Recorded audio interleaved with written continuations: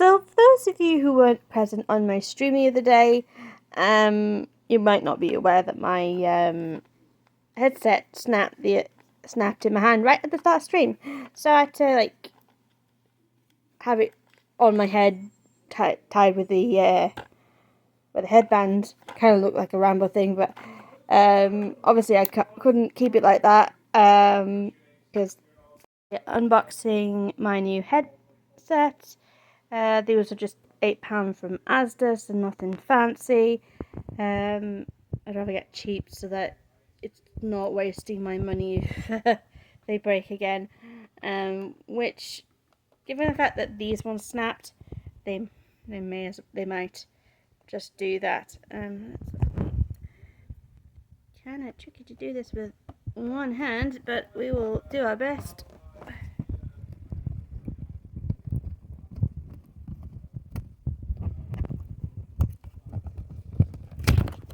I'm just gonna tear the box, it's not gonna matter.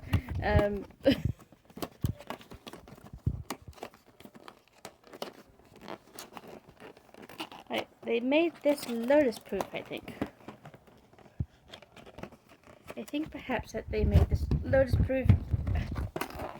So, sorry, box is getting rude.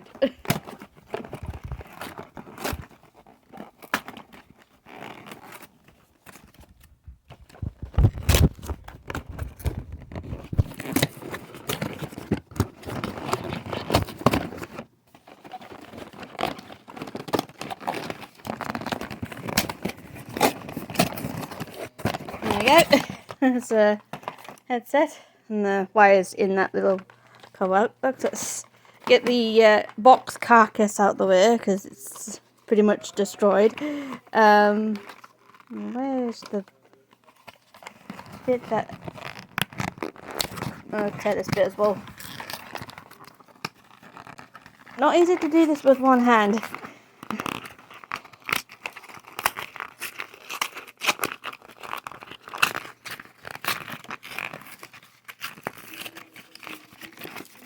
There we go. Oh, it's done. There's just a little wire thing to take off, and I can untangle the wire and stuff, and we can start using it, get back into production. A tiny rant here. So I'm looking at the state of this wire.